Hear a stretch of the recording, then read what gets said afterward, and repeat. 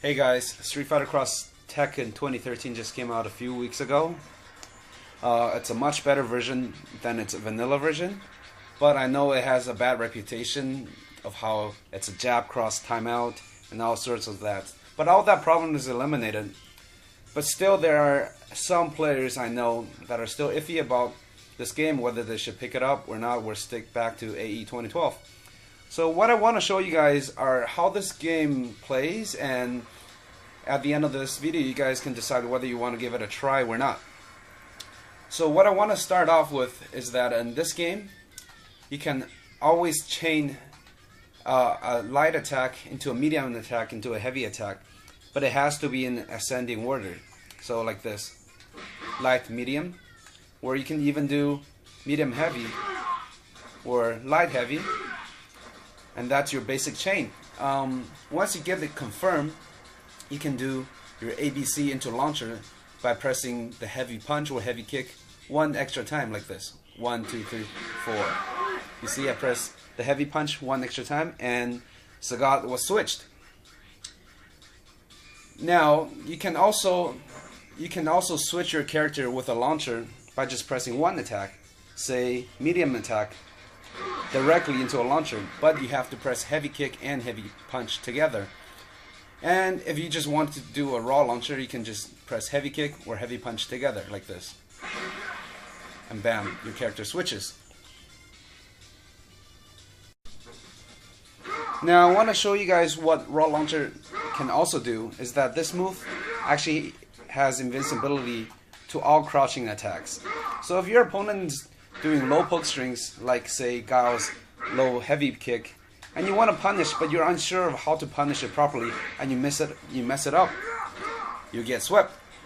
But the good thing is that in this game you can do raw launcher like this, and boom, it blows right by all the crouching attacks and launches your opponent into the air.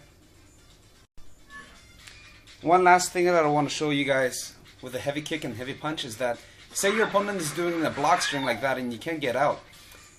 You can choose to waste one bar and press forward and heavy kick and heavy punch together, and you'll actually bust through your opponent's block strings safely and while getting a hard knockdown. And that requires one bar by pressing forward and heavy kick and heavy punch together. Now in this game, when you launch your opponent and you get your other character out, you can actually start juggling your opponent into combos. And I want to show you guys how the juggling abilities work in this game. So I have Sagat, I launch Vega right into the air.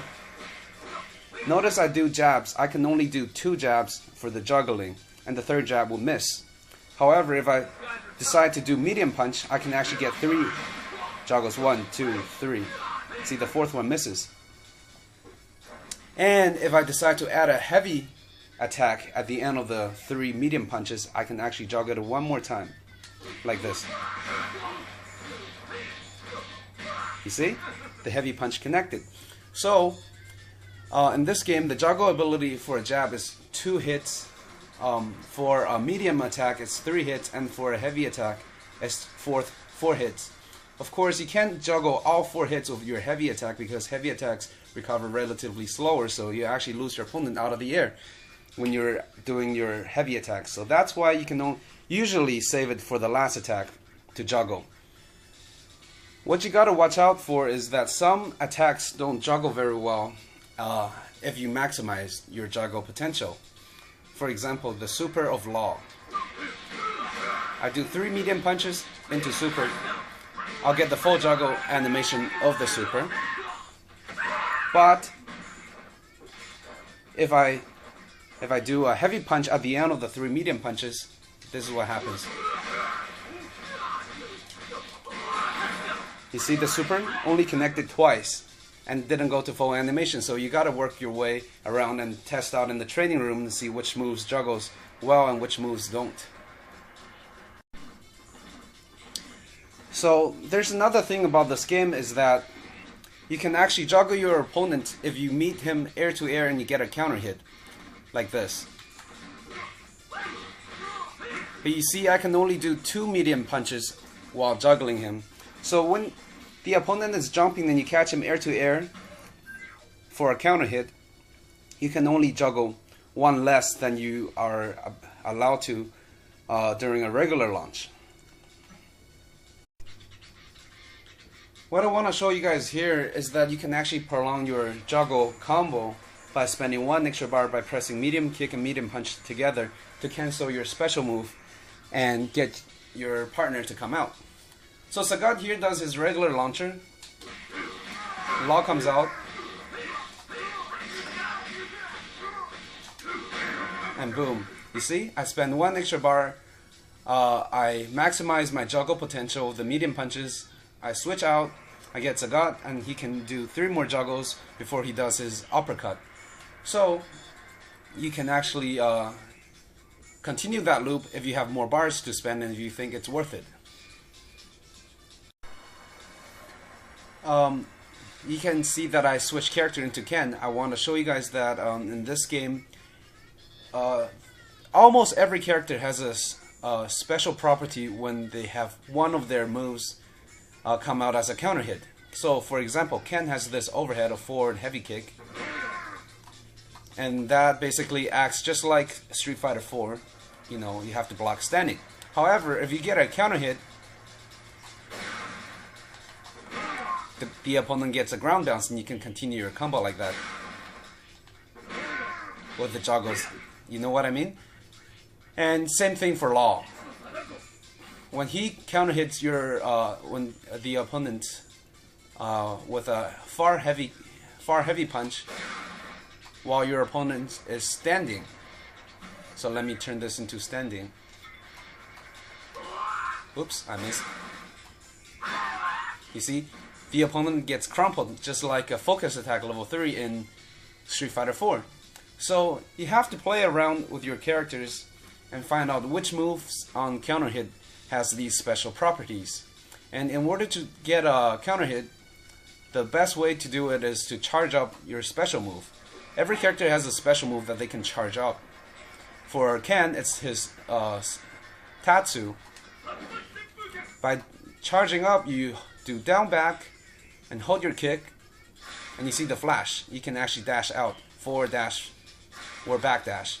And the next attack, the next hit that Ken does will become a counter hit no matter what.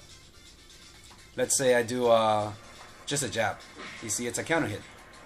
So it's a very good way to set up your opponent into something that can only be done with a counter hit.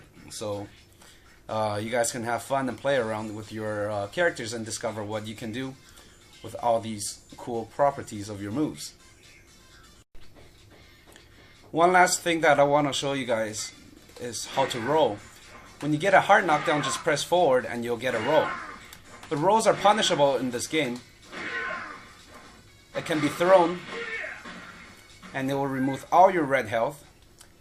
And also, when you roll, you cannot do a reversal when you finish recovering from your roll. So your opponents can still apply full pressure with block strings, meaty block strings, and you can't do anything about it but block. And just to get back to the throw, you cannot tech in the final 10 frames of that roll, so it's free for a throw by your opponent. So you gotta watch out if you want to do a roll or not. Like that, you see? Can't do anything about it.